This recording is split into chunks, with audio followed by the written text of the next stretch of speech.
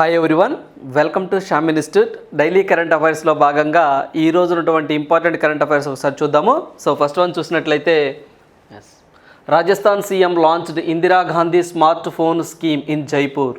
So Rajasthan government మరోసారి వార్తల్లోకి రావడం జరిగిందండి. సో ఎవరైతే రాజస్థాన్ సీఎం ఉన్నారో సో మనకి గెహ్లాట్ గారు, ఈ గెహ్లాట్ గారు ఏదైతే స్కీమ్ను ప్రారంభించడం జరిగిందండి. ఏంటి సార్ ఆ స్కీమ్ పేరు? ఇందిరాగాంధీ స్మార్ట్ ఫోన్ స్కీమ్ అని చెప్పేసి జైపూర్లో ప్రారంభించడం జరిగింది అశోక్ గెహ్లాట్ గారు. సో ఇటీవల కాలంలో రాజస్థాన్ తరచుగా వార్తల్లోకి రావడం జరిగిందండి. సో ఈ యొక్క స్కీమ్ గురించి ఒకసారి చూద్దాము. ఫస్ట్ ఈ స్కీమ్ ఏంటంటే సో ఎవరైతే రాజస్థాన్ స్టేట్లో ఉన్నటువంటి మహిళలు కానివ్వండి, సో కొంతమంది వ్యక్తులు అయితేనేమి, అంటే ఎవరైతే Mahatma Gandhi national rural employment guarantee scheme, so ఇలాంటి వాటిల్లో పనిచేసే వ్యక్తులు కానివ్వండి, సో ఆ రాష్ట్రాలలో 9th నుంచి 12th క్లాస్ చదువుతున్నటువంటి బాలబాలికలు కానివ్వండి, సో ఇలాంటి వాళ్ళందరికీ కూడా మేము ఈ యొక్క స్మార్ట్ ఫోన్ మేము ప్రొవైడ్ చేస్తాము అని చెప్పేసి దగ్గరగా 1,39,00,000 మందికి అండి, దగ్గరగా 1,39,00,000 మందికి మేము ఈ యొక్క సౌకర్యాన్ని కల్పిస్తామని ఫస్ట్ ఫేజ్ కింద 40 లక్షల మందికి ఫ్రీగా మేము ఈ యొక్క ఫోన్స్ని ప్రొవైడ్ చేస్తాము అని చెప్పేసి ఆగస్టు 10వ తారీఖున ఈ యొక్క పథకాన్ని ప్రారంభించడం జరిగింది. సో దీనికి సంబంధించి మనం ఎగ్జామ్ పాయింట్ ఆఫ్ వ్యూలో స్ట్రైట్ క్వశ్చన్ అడగడానికి ఎక్కువ ఆస్కారం ఉంటుందండి. ఈ స్కీమ్ని ఏ రాష్ట్రంలో ప్రారంభించారు అని చెప్పేసి, ఎంతమంది బెనిఫిట్ పొందుతారు అని చెప్పేసి అడగడానికి ఎక్కువగా ఆస్కారం ఉంటుంది. సో ఇది మనం చూసినట్లయితే దగ్గరగా సో 1,39,00,000 మందికి సో ఈ యొక్క స్మార్ట్ ఫోన్లు అనేవి పంపిణీ చేస్తామని చెప్పి సీఎం గారు చెప్పడం జరిగింది. సో ఎవరైతే 9 నుంచి 12వ తరగతి చదువుతున్నటువంటి పిల్లలు ఉంటారో వీళ్ళు కూడా మేము ప్రొవైడ్ చేస్తామన్నారు. ఫస్ట్ ఫేజ్లో ఒక 40 లక్షల మందికి మేము ఇస్తాము అని చెప్పేసి చెప్పడం జరిగింది. సో 40 లక్షల మందికి ఇస్తాము అని చెప్పేసి అనడం జరిగింది. అదేవిధంగా 3 సంవత్సరాల వరకు ఒక మొబైల్ ఉపయోగించుకోవచ్చు అండి. 3 years వరకు డేటా ఫ్రీగా ఇస్తూ ఉంటారు. సో దాంతోపాటుగా కాల్స్ కూడా చేసుకోవచ్చు. సో 3 years వరకు ఆ పాయింట్ గుర్తుంచుకోండి అండి. సో 3 years వరకు ఆ యొక్క మొబైల్ మనం యూజ్ చేసుకోవచ్చు. సో దానికి సంబంధించి కూడా ఆ వ్యాలెట్ లోడ్ కింద వాళ్ళు 6,800 వరకు అకౌంట్లో వేస్తారు. సో వ్యాలెట్ ద్వారా రీఛార్జ్ కానీ ఇలాంటి చేయించుకోవచ్చు అని చెప్పి చెప్తా ఉన్నారు. సో ఓవరాల్గా ఈ స్కీమ్ పేరు బాగా గుర్తుంచుకోండి, Indira Gandhi smart phone scheme Rajasthan. అదేవిధంగా రాజస్థాన్ ఇటీవల కాలంలో మనం చూసినట్లయితే రైట్ టు సైట్ అని చెప్పేసి ఒక స్కీమ్ని తీసుకురావడం జరిగిందండి. సో ఎవరైతే అంధులు ఉంటారో సో అంధత్వాన్ని తగ్గించాలని చెప్పేసి రాజస్థాన్ గవర్నమెంట్ వాళ్ళకి టెస్టులు చేసి కళ్ళద్దాలను పంపిణీ చేయడం, శస్త్రచికిత్సలు చేయడం, సో ఇలాంటివి చేస్తూ ఉంటుంది. అదేవిధంగా రైట్ టు హెల్త్ అని చెప్పేసి ఒక చట్టాన్ని తీసుకొచ్చిందండి. ఎవరైనా ప్రమాదాలలో చనిపోయిన వ్యక్తులకి ఫ్రీగా ముందు ట్రీట్మెంట్ చేయాలని చెప్పేసి ఆ తర్వాతే అమౌంట్ తీసుకోవాలని చెప్పేసి ఒక చట్టాన్ని తీసుకురావడం జరిగిందండి. దాంతోపాటుగా రీసెంట్గా మనకి honour of dead body bill అని చెప్పేసి ఎవరైతే మృతదేహాలు చనిపోయిన వారు ఉంటారో వాళ్ళ యొక్క మృతదేహాలు దగ్గర పెట్టుకొని ఇలా రోడ్ల మీద కానివ్వండి ధర్నాలు చేయకూడదు అని చెప్పేసి ఒక బిల్లును రాజస్థాన్ గవర్నమెంట్ తీసుకురావడం జరిగింది. అదేవిధంగా మనకి రీసెంట్గా మనకి మినిమం గ్యారంటీ స్కీమ్, అంటే మినిమం గ్యారంటీ ఇన్కమ్ అని చెప్పేసి 1,000 రూపీస్ ఇస్తాము అని చెప్పేసి కూడా రాజస్థాన్ సీఎం గారు చెప్పడం జరిగింది. అదేవిధంగా అక్కడ ఎవరైతే పేదలు ఉంటారో వాళ్ళందరికీ 200 యూనిట్స్ ఆఫ్ పవర్ అండి. సో ఏదైతే విద్యుత్ ఉంటుందో పవర్ కరెంట్, సో దీన్ని 200 యూనిట్ లోపు వాడుకుంటే పేదలందరికీ ఫ్రీ.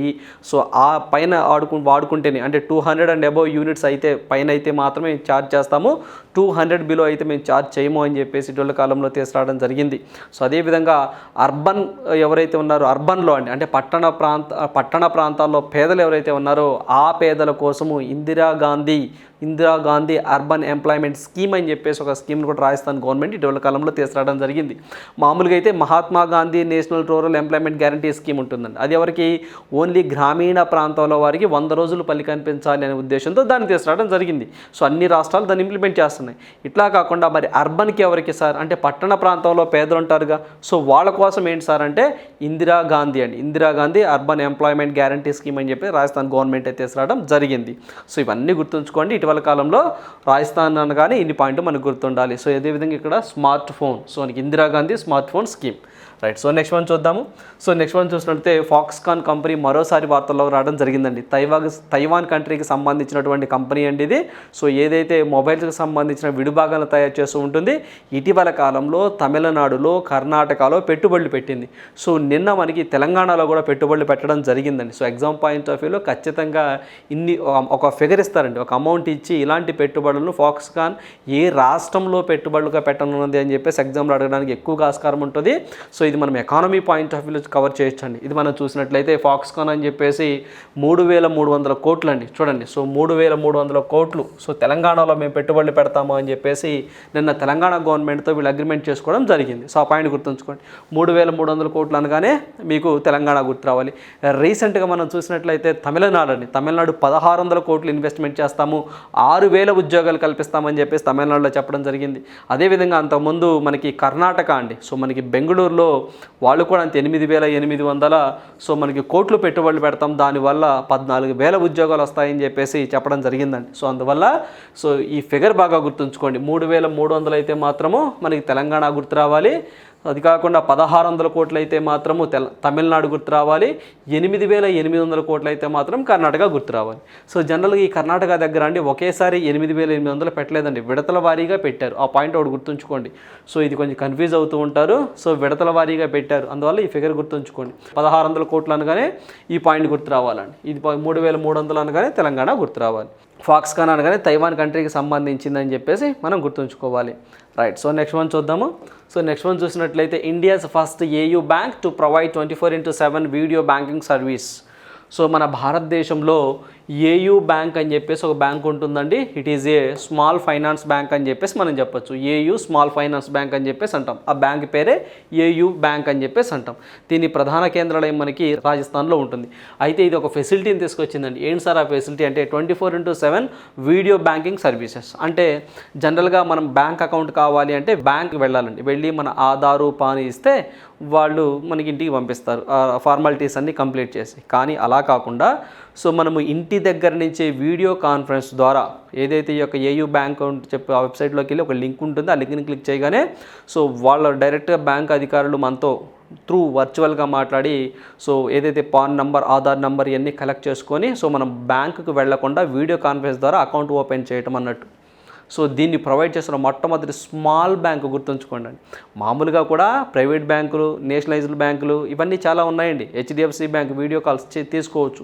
అదేవిధంగా కొటక్ మహీంద్రా బ్యాంక్ అండి. సో మనకి స్మాల్ బ్యాంక్స్ అని చెప్పేసి ఒక అకౌంట్ కూడా ఉంటుందండి, 112 అని చెప్పేసి ఇలాంటివి ప్రొవైడ్ చేస్తున్నాయండి. బట్ స్మాల్ బ్యాంక్స్లో చెప్తుంది గుర్తుంచుకోండి. స్మాల్ బ్యాంక్స్లో అయితే మొట్టమొదటి బ్యాంక్ ఏంటి సార్ అంటే ఏయూ స్మాల్ బ్యాంక్స్ అని చెప్పేసి వీళ్ళు ప్రొవైడ్ చేశారండి 24/7 వీడియో బ్యాంకింగ్ సర్వీసెస్ అని చెప్పేసి. సో ఆ వేరియేషన్ గుర్తుంచుకోండి. మన భారతదేశంలో private sector banks, public sector banks, foreign banks, rural బ్యాంక్స్తో పాటుగా payment banks and small banks కూడా ఉంటాయండి. Payment banks and small banks అని చెప్పేసి ఉంటాయి. సో ఆ స్మాల్ బ్యాంక్స్లో ఒకటే. సో మొత్తము స్మాల్ బ్యాంక్స్ అనేవి మొత్తము 12 ఉంటాయండి. సో ఆ 12లో ఒక బ్యాంకు ఏయూ బ్యాంక్ అని చెప్పేసి ఉంటుంది. వీళ్ళు 24/7 వీడియో బ్యాంకింగ్ సర్వీసెస్ని ప్రొవైడ్ చేశారు. సో ఇది మనం చూసినట్లయితే దీన్ని 1996లో దీన్ని ప్రారంభించారండి, ఏయూ స్మాల్ ఫైనాన్స్ అని చెప్పేసి. యాక్చువల్గా స్టార్ట్ చేసినప్పుడు అది it is a non banking financial company, banking sector కాదండి. సో ఆ తర్వాత 2017లో రిజర్వ్ బ్యాంక్ ఆఫ్ ఇండియా ఆ బ్యాంకుకు ఏదైతే ఆ యొక్క నాన్ బ్యాంకింగ్ ఫైనాన్షియల్ కంపెనీ ఉంటుందో ఆ నాన్ బ్యాంకింగ్ ఫైనాన్షియల్ కంపెనీకి బ్యాంకింగ్ హోదాని కల్పించడం జరిగింది. అంటే బ్యాంకింగ్ సర్వీస్ కూడా మీరు చేసుకోవచ్చు అని చెప్పేసి పర్మిషన్ ఇచ్చింది గుర్తుంచుకోండి. ఎస్టాబ్లిష్డ్ మాత్రం 1996 స్మాల్ ఫైనాన్స్ అని చెప్పేసి అంటాం. అప్పుడు నాన్ బ్యాంకింగ్ ఫైనాన్షియల్ కంపెనీ అది. ఆ తర్వాత 2017లో దానికి reserve bank of India banking activities కూడా పర్మిషన్ ఇవ్వడం జరిగింది. దీని హెడ్ క్వార్టర్ వచ్చేసరికి జైపూర్, రాజస్థాన్ అని చెప్పేసి ఇందులో మనం డిస్కస్ చేసాం. సో మరి ఇప్పుడు మనకి స్మాల్ బ్యాంక్స్, పేమెంట్ బ్యాంక్స్ చాలా ఇంపార్టెంట్ అండి. మన భారతదేశంలో మొత్తం స్మాల్ బ్యాంక్స్ ఎన్నిసార్లు అంటే మొత్తం 12 స్మాల్ బ్యాంక్స్ ఉండడం జరిగిందండి. సో మొత్తము 12 స్మాల్ బ్యాంక్స్ అనేది ఉండడం జరిగింది. అదేవిధంగా పేమెంట్ బ్యాంక్స్ అని చెప్పేసి ఎన్ని ఉన్నాయి సార్ అంటే పేమెంట్ బ్యాంక్స్ అనేది 6 ఉన్నాయని చెప్పేసి గుర్తుంచుకోండి. జనరల్గా ఈ స్మాల్ బ్యాంక్స్ అనేవి నచికేత్ మోర్ కమిటీ ప్రకారం ఏర్పాటు చేయబడ్డవి. చాలా ఇంపార్టెంట్ అండి. చాలా ఎగ్జామ్లు కూడా అడుగున్నారు. పేమెంట్ బ్యాంక్స్ ఏ కమిటీ ప్రకారం ఏర్పడ్డాయి, అదేవిధంగా స్మాల్ బ్యాంక్స్ ఏ కమిటీ రికమెండేషన్ ద్వారా ఏర్పడ్డాయి అని చెప్పేసి ఎగ్జామ్లు అడుగుతారు. మొత్తం ఎన్ని ఉన్నాయని కూడా ఎగ్జామ్లు అడుగుతున్న సందర్భాలు ఉన్నాయి. సో మనం జనరల్గా ఎకానమీ పాయింట్ ఆఫ్ వ్యూలో దీన్ని మనం డీల్ చేయాలి. సో ఇది మనం చూస్తే స్మాల్ ఫైనాన్స్ బ్యాంక్ కమిటీ ఏంటి సార్ అంటే నచికేత్ మోర్ కమిటీ. అదేవిధంగా పేమెంట్ బ్యాంక్స్ ఏంటి సార్ అంటే ఉషా థోరట్ కమిటీ అని చెప్పేసి ఉషా థోరట్ కమిటీ ప్రకారము ఈ యొక్క పేమెంట్ బ్యాంక్స్ ఏర్పడటం జరిగింది. మొత్తం పేమెంట్ బ్యాంక్స్ ఎన్ని సార్ అంటే 6 అండి. ఏంటి సార్ 6 అంటే సో మీ అందరికీ తెలిసిందేనండి. ఎయిర్టెల్ పేమెంట్ బ్యాంక్ అని, జియో పేమెంట్ బ్యాంక్ అని, అదేవిధంగా పోస్టల్ పేమెంట్ బ్యాంక్ అని ఇలాంటివి కొన్ని ఉంటాయండి. ఎన్ఎస్డిఎల్ అంటే నేషనల్ సెక్యూరిటీ డిపాజిటరీ లిమిటెడ్ అని చెప్పేసి సో ఇలాంటి బ్యాంక్స్ మొత్తం కూడా మనము పేమెంట్ బ్యాంక్స్ అని చెప్పేసి అంటాము. సో ఇటు మనం చూసినట్లయితే Airtel payment bank, Jio payment bank, NSDL అండి నేషనల్ సెక్యూరిటీ డిపాజిటరీ లిమిటెడ్ అని చెప్పేసి పాన్ కార్డులు ఇష్యూ చేస్తూ ఉంటుంది. ఇది ఒక కంపెనీ అండి. అదేవిధంగా పేటిఎం పేమెంట్ బ్యాంక్, మీరు పేటిఎం పేమెంట్ బ్యాంకులో మీరు వాడుతూ ఉంటారండి. అదేవిధంగా పోస్టల్ పేమెంట్ బ్యాంక్, ఇంకోటి ఫినో పేమెంట్ బ్యాంక్. సో ఇవన్నీ కూడా మన భారతదేశంలో పేమెంట్ బ్యాంక్స్ గుర్తుంచుకోండి. ఇటీవల కాలంలో payment banks up to 2 lakhs వరకు కూడా డిపాజిట్ తీసుకోవచ్చు అండి. సో ఫోన్కి డిపాజిట్స్ 2 lakhs వరకు తీసుకోవచ్చు, గుర్తుంచుకోండి. అంతకుముందు డిపాజిట్స్ 1 lakhs మాత్రమే తీసుకుంటాయి. సో ఏంటి sir small banks payment banks తేడా అంటే సో జనరల్గా ఇవి వచ్చేసరికండి ఏదైతే మనకి ఫినాన్షియల్ ఇంక్లూజన్లో భాగంగా వీటిని ఏర్పాటు చేయడం జరిగింది. అంటే ఇవి ఏవైతే అకౌంట్స్ కలిగి ఉన్నారో వీళ్ళకి ట్రాన్సాక్షన్స్ అనేవి లిమిటెడ్గా ఉంటాయి. అంటే జనరల్గా ఈ బ్యాంక్స్ అనేవి క్రెడిట్ కార్డ్ని ఇష్యూ చేయవండి. సో ఇష్యూ చేయకూడదని, అదేవిధంగా ప్రజల నుంచి డిపాజిట్లు తీసుకోకూడదని చెప్పేసి ఓన్లీ పేమెంట్స్ పర్పస్ మాత్రమే కానీ చెప్పేసి ఇలాంటివి కొన్ని కండిషన్లు ఉంటాయిలండి. సో అకౌంట్లో ఎప్పుడు 50,000 కంటే ఎక్కువ ఉండకూడదు. సో 1 monthలో ట్రాన్సాక్షన్ కూడా ఎక్కువ జరగకూడదు. ఇలాంటి కండిషన్స్ చాలా ఉంటాయి. సో అందువల్ల సో దీనికి సంబంధించి రీసెంట్గా పేమెంట్ బ్యాంక్స్కి మాత్రం అప్ టు 2 lakhs వరకు డిపాజిట్స్ తీసుకోవచ్చు అని చెప్పేసి చెప్పారు. సో అదేవిధంగా స్మాల్ బ్యాంక్స్ కూడా అంతేనండి. సో దగ్గర 1 లక్ష రూపాయల వరకు డిపాజిట్ చేసుకోవచ్చు. స్టార్టింగ్లో అయితే మాత్రము అసలు డిపాజిట్ లేవండి, తీసుకోవడానికి లేదు, ఓన్లీ ట్రాన్సాక్షన్ చేసుకోవడం మాత్రమే, అది కూడా స్మాల్ అమౌంట్స్ మాత్రమే. సో ఇలాంటి చాలా కండిషన్లు ఉన్నాయండి. సో ఈ బ్యాంక్స్ గుర్తుంచుకోండి, మెయిన్గా ఆ కమిటీస్ గుర్తుంచుకోండి. ఇంకొకసారి చెప్తాను.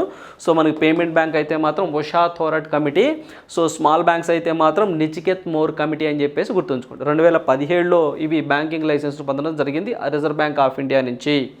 రైట్. సో నెక్స్ట్ వన్ చూద్దాము. So typhoon Khanun floods 4,400 homes in Russia. So మనకి రష్యాలో ఒక తుఫాన్ వచ్చిందండి. ఆ తుఫాను కొంచెం అక్కడ ఇబ్బంది పెడతా ఉంది. అందువల్ల ఆ తుఫాన్ పేరు ఇచ్చి ఇటీవల కాలంలో ఏ దేశంలో వచ్చిందని చెప్పేసి అడుగుతారు. దట్ ఈస్ రష్యా అని గుర్తుంచుకోండి. ఆ తుఫాన్ చూసినట్లయితే ఖనూన్ తుఫాన్ అండి. సో మనకి ఖనూన్ తుఫాన్ అనగానే మీకు రష్యా గుర్తు రావాలి. ఇటీవల కాలంలో జపాన్లో, ఫిలిప్పైన్లో, చైనాలో ఇక్కడ కూడా తుఫాన్లు రావడం జరిగింది. సో ఇంకోసారి మీకు గుర్తు చేసే ప్రయత్నం చేస్తాను. ఆల్రెడీ మీరు నోట్స్ రాసుకున్నారు. ఆ తుఫాన్ పేరు ఒకసారి చూద్దాము. జపాన్కి సంబంధించి ఖనూన్ తుఫాన్ అని చెప్పేసి ఒక వారం క్రితం చెప్పామండి మనం, ఇట్లా వచ్చిందని చెప్పేసి జపాన్లో. అదేవిధంగా చైనాలో, ఫిలిప్పైన్లో, తైవాన్లో ఈ మూడిట్లో కూడా మనకి దోక్సూరి తుఫాన్ అని చెప్పేసి బాగా ఇబ్బంది పెట్టిందని చెప్పేసి దగ్గరగా 25 నుంచి 30 మంది చనిపోయారని చెప్పేసి కూడా మనం కరెంట్ అఫైర్స్లో డిస్కస్ చేసుకోవడం జరిగింది. సో అందువల్ల మనకి రేపు ఎగ్జామ్ పాయింట్ ఆఫ్ వ్యూ ఇటు సైడ్ తుఫాన్లు పేర్లు ఇచ్చి, ఇటు కంట్రీస్ పేర్లు ఇచ్చి మ్యాచ్ ద ఫాలోయింగ్ అని చెప్పేసి అడగవచ్చు. ఇటు వచ్చేసరికి ఖనూన్ అని, దోక్సూరి అని, సో మనకి ఖనూన్ అని, దోక్సూరి అని, ఇటు వచ్చేసరికి సో మనకి ఖనూన్ అండి. సో మనకి ఖనూన్ రష్యా కూడా ఎఫెక్ట్ చూపించిందండి ఈ ఖనూన్ అనేది. సో ఇక్కడ మనకి ఖనూన్ అనేది రష్యా కూడా ఎఫెక్ట్ చూపించింది. సో ఇలాంటివి ఇచ్చి మ్యాచ్ ద ఫాలోయింగ్ అని చెప్పేసి అడగచ్చు, లేదా స్ట్రైట్ క్వశ్చన్ అనేది సో మనకి దోక్సూరి తుఫాన్ ఎక్కడ అని చెప్పేసి ఇలా కూడా అడగచ్చు. సో ఆ పేరు గుర్తుంచుకొని సరిపోతుంది. రైట్. సో మనకి అంతకుముందు ఖనూన్ అనేది జపాన్లో వచ్చింది, ఇప్పుడు ఖనూన్ అనేది రష్యాలో కూడా రావడం జరిగింది. రైట్. సో నెక్స్ట్ వన్ చూద్దాము. సో నెక్స్ట్ వన్ చూసినట్లయితే ఒక భౌతిక శాస్త్రవేత్త అండి. సో అతని పేరు వచ్చేసరికి బికాష్ చంద్ర సిన్హా అండి. సో మనకి బికాష్ చంద్ర సిన్హా గారు చనిపోవడం జరిగిందండి. సో ఇలాంటి ఎవరైనా యూనిక్ పర్సన్స్ చనిపోతే మనం ఖచ్చితంగా ఎగ్జామ్ పాయింట్ ఆఫ్ వ్యూలో చదువుకోవాలి. సో చనిపోయినప్పుడు అతను ఏ రంగానికి సంబంధించిన వ్యక్తి, ఏ రాష్ట్రానికి సంబంధించిన వ్యక్తి, అతనికి ఏమైనా అవార్డ్స్ ఏమైనా వచ్చాయా, లైక్ భారతరత్న కానీ, పద్మశ్రీ కానీ, సో పద్మ విభూషణ్ కానీ, ఇలాంటి ఏమైనా అవార్డ్స్ వచ్చాయా అంటే చాలా వస్తాయండి. కొన్ని యూనిక్గా ఉన్నటువంటి అవార్డ్స్ని తీసుకోవాలి, మనం అన్నీ తీసుకోవాల్సిన అవసరం లేదు. సో ఇవి వస్తే అవి ఏ సంవత్సరంలో వచ్చే చదువుకుంటే సరిపోతుంది. ఇటీవల కాలంలో క్వశ్చన్ స్టైల్ అలానే ఉంటుందండి. సో ఒక వ్యక్తి చనిపోయినప్పుడు ఇతనికి ఈ అవార్డు ఏ టైంలో ఇచ్చారని చెప్పేసి అలా అడుగుతున్న సందర్భాలు ఉన్నాయి. సో అందువల్ల ఇతని గురించి ఒకసారి చూద్దాం. ఇతను భౌతిక శాస్త్ర నిపుణుడు అండి. భౌతిక శాస్త్ర రంగంలో విశేష సేవ చేసినటువంటి వ్యక్తి. సో అతని పేరు వచ్చేసరికి మనకి బికాష్ చంద్ర సిన్హా. ఇతను ఏ రాష్ట్రానికి సంబంధించిన వ్యక్తి సార్ అంటే వెస్ట్ బెంగాల్, కోల్కతా రాష్ట్ర, వెస్ట్ బెంగాల్ అండి, కోల్కతా. సో వెస్ట్ బెంగాల్ రాష్ట్రానికి సంబంధించినటువంటి వ్యక్తి. సో ఇతని గతంలో Padma Bhushan award, Padma Shri award, so ఇలాంటి అవార్డ్స్ కూడా రావడం జరిగింది. అదేవిధంగా ఇతను పిఎంఓలో కూడా పనిచేయడం జరిగిందండి. ఒకసారి చూద్దాం అవేంటో. సో ఇక్కడ మనం చూస్తే ఇతను బికాష్ చంద్ర సిన్హా వెస్ట్ బెంగాల్ రాష్ట్రానికి సంబంధించిన వ్యక్తి. సో ఇతను వచ్చేసరికి సైంటిఫిక్ అడ్వైజర్గా కూడా పనిచేశాడండి. సో మనకి అదే చెప్పామండి, scientific advisor council of PM, ప్రధానమంత్రికి సో మనకి సైంటిఫిక్ అడ్వైజర్ కూడా పనిచేస్తున్నారు. ఏ టైంలో పనిచేస్తున్నారు సార్ అంటే ఇతను 2005 నుంచి 2009 మధ్య కాలంలో ఇతను సైంటిఫిక్ అడ్వైజర్గా పనిచేయడం జరిగింది పిఎంఓకి. అదేవిధంగా ఇతనికి పద్మశ్రీ అవార్డు అండి 2001లో రావడం జరిగింది పద్మశ్రీ. సో పద్మభూషణ్ అవార్డు అనేది 2010లో రావడం జరిగింది. సో 2 పాయింట్లు బాగా గుర్తుంచుకోండి అండి. సో ఎగ్జామినర్ ఇటీవల కాలంలో ఎక్కడి నుంచే ఎక్కువగా ఎగ్జామ్లు అడుగుతున్న సందర్భాలు ఉన్నాయి. సో ఇటీవల కాలంలో మనకి బికాష్ చంద్ర సిన్హా చనిపోయారు కదా, ఇతనికి పద్మశ్రీ అవార్డు ఏ సంవత్సరంలో లభించింది అని చెప్పేసి అడగవచ్చు. సో అందువల్ల పద్మశ్రీ అనేది 2001, పద్మభూషణ్ అనేది 2010. అదేవిధంగా సో ఇతనికి లోకల్గా వెస్ట్ బెంగాల్ గవర్నమెంట్ కూడా ఒక అవార్డు ప్రదానం చేయడం జరిగిందండి లాస్ట్ ఇయర్ 2022లో. ఏంటి సార్ అంటే అది బంగబంధు, సో మనకి బంగా బిభూషణ్ అవార్డు అని చెప్పేసి బంగా బిభూషణ్ అవార్డు అండి. సో 2022లో ఈ అవార్డు ఇవ్వడం జరిగింది west Bengal government, local government. So అదేవిధంగా ఆయన ఒక బుక్ను కూడా రచించారండి. ఏంటి సార్ ఆ బుక్ అంటే అది కూడా మనకి ఇది బెంగాలీ భాషలో రచించాడండి. సో మనకి సృష్టి ఓ క్రిస్టి బంధన్ హిన్ గ్రాంతి అని చెప్పేసి ఈ బుక్ రచించాడండి. వెస్ట్ బెంగాల్ లాంగ్వేజ్ కదా, సో అందువల్ల సో ఇంకోసారి చూసుకోండి, సృష్టి ఓ క్రిస్టి సో మనకి బంధన్ హిన్ గ్రాంతి అని చెప్పేసి ఒక బుక్ను కూడా రచించడం జరిగింది. సో ఇటీవల కాలంలో చనిపోయాడండి. సో ఇలాంటి వ్యక్తులు ఖచ్చితంగా ఎగ్జామ్లు అడగడానికి ఎక్కువగా ఆస్కారం ఉంటుందండి. ఎందుకంటే ఆయన పిఎంఓ సైంటిఫిక్ అడ్వైజర్గా పనిచేస్తున్నారు, అవార్డ్స్ వచ్చినాయి. సో మంచి యూనిక్గా ఉన్నటువంటి వ్యక్తి. సో ఏ రంగానికి సంబంధించి ప్రొఫెషనాలిటీ ఫిజిక్స్ గుర్తుంచుకోండి. రైట్. సో నెక్స్ట్ వన్ చూద్దాము. సో నెక్స్ట్ వన్ చూసినట్లయితే 3వ ర్యాంకులో భారత హాకీ జట్టు అని చెప్పేసి నిన్న కూడా మనము ఈ యొక్క హాకీ జట్టు గురించి డిస్కస్ చేసామండి. ఏదైతే మనకి Asia hockey champion trophy win అయ్యారని చెప్పేసి, చెన్నై తమిళనాడులో జరిగిందని చెప్పేసి, 4వసారి మనం విన్ అయ్యామని చెప్పేసి, మలేషియా ఓడిపోయింది, భారతదేశం గెలిచిందని చెప్పేసి నిన్నటి కరెంట్ అఫైర్స్లో డిస్కస్ చేసుకోవడం జరిగిందండి. సో ఈ ట్రోఫీ గెలవడం వల్ల ఇండియా ర్యాంక్ అండి. సో మనకి హాకీలో ఇండియా ర్యాంకు, సో అంతర్జాతీయ హాకీ సమైక్యలో సో భారత ర్యాంక్ అనేది మొన్నటిదాకా 4వ ర్యాంక్గా ఉండేదండి, ఇప్పుడు 3వ ర్యాంకుకి వచ్చిందనమాట. సో అందువల్ల ఒక స్థానం అనేది మెరుగైంది. అందువల్ల మన ర్యాంక్ ఏంటి సార్ అంటే 3వ ర్యాంక్ అండి. అంటే అంతర్జాతీయ హాకీ సమైక్యలో ఇండియా ర్యాంక్ ఎంత అంటే 3. మరి 3 అన్నాం కదా, మరి ఫస్ట్ 2 ఏంటి అవి కూడా మనం తెలుసుకోవాలి. సో ఫస్ట్ మనం చూసినట్లయితే నెదర్లాండ్ ఉందండి, సెకండ్ అనేది బెల్జియం ఉంది, 3 మనం ఉన్నాం, 4th వచ్చేసరికి బ్రిటన్ ఉందండి. మామూలుగా అయితే అంతకుముందు 3వ ప్లేస్లో బ్రిటన్ ఉండేది, ఆ తర్వాత 4వ ప్లేస్లో మనం ఉండేవారం. బట్ ఇప్పుడు బ్రిటన్ బీట్ చేసి మనం వచ్చాం. సో ఆ పాయింట్ గుర్తుంచుకోండి. సో నిన్న కూడా మాట్లాడుకున్నామండి, ఇండియా 4th టైం అని, మలేషియా ఓడిపోయిందని, చెన్నై తమిళనాడులో జరిగిందని చెప్పేసి ఇది నిన్నటి కరెంట్ అఫైర్స్లో చెప్పాము. సో ఈరోజు first place Netherland, second Belgium, third వచ్చేసరికి ఇండియా అండి, 4th వచ్చేసరికి ఇంగ్లాండ్. సో అంతకుముందు ఇక్కడ భారత్ ఉండేది, ఇప్పుడు ఇంగ్లాండ్ ఉంది. సో ఈ పాయింట్ గుర్తుంచుకోండి. సో నెక్స్ట్ మనం చూద్దాము, క్వశ్చన్ ఫర్ యూ, ఈ ప్రశ్న మీకోసమే. ఇది మనం చూసినట్లయితే సో మనకి శ్రీనగర్లో, సో కాశ్మీర్లోని శ్రీనగర్లోని ప్రఖ్యాత దాల్ సరస్సులో తొలిసారిగా తేలియాడే స్టోర్ను ఇటీవల ఏ సంస్థ ప్రారంభించింది అన్నారండి. సో దట్ ఈజ్ అమెజాన్ అండి. సో మనకి అమెజాన్ మీ అందరికీ తెలిసింది ఆన్లైన్ ప్లాట్ఫామ్. అమెజాన్ అనేవాళ్ళు ఒక స్టోర్ను పెట్టడం జరిగింది. సో వీటితో పాటుగా అంతకుముందు కూడా డిస్కస్ చేసామండి, ఏదైతే తేలియాడే పోస్ట్ ఆఫీస్ అని చెప్పేసి, అది వచ్చేసరికి దాల్ లేక్, గుర్తుంచుకోండి, అది దాల్ లేక్. ఇది వచ్చేసరికి ఏ లేక్ అండి, సో ఇది వచ్చేసరికి ఇది కూడా దాల్ లేకేనండి. ఎస్, అది కూడా దాల్ లేకే, గుర్తుంచుకోండి. రైట్. సో ఇవ్వండి ఈరోజు ఉన్నటువంటి ఇంపార్టెంట్ కరెంట్ అఫైర్స్. సో ఖచ్చితంగా ప్రతి అభ్యర్థి కూడా మనం ఏమైతే పీడిఎఫ్లు ప్రొవైడ్ చేస్తున్నామో దాన్ని ఖచ్చితంగా ఉపయోగించుకోండి. సో ఖచ్చితంగా మీరు ఏవైతే మనం కరెంట్ అఫైర్స్కి బుక్ రిలీజ్ చేసామో అవి గుర్తుండే వాటికి 1-2 సార్లు చదువుతూ ఉండండి. అంటే అప్ టు మీరు ఆగస్టు వరకు చదువుతూ ఉండండి. ఆ తర్వాత 1 or 2 months తర్వాత చదువుకోవచ్చు. ముందైతే ఇవి స్ట్రాంగ్గా ఉండండి. సో జనవరి నుంచి అండి 2023 జనవరి నుంచి 2023 ఆగస్టు వరకు బాగా స్ట్రాంగ్గా ఉండండి. సో ఆ తర్వాత 1 or 2 months సెప్టెంబర్ కానీ అక్టోబర్ కానీ సో తర్వాత చదువుకుందాం. ముందు ఇక్కడ స్ట్రాంగ్ ఉంటే ఆ తర్వాత 1 month కదా కవర్ చేయొచ్చు. సో అలా కాకుండా మొత్తం లాస్ట్లో చదువుదామంటే ఇబ్బందికరమైన వాతావరణం ఉంటుందండి. సో అప్పుడప్పుడు అంటే చాలా కష్టంగా ఉంటుంది. So thank you, all the best.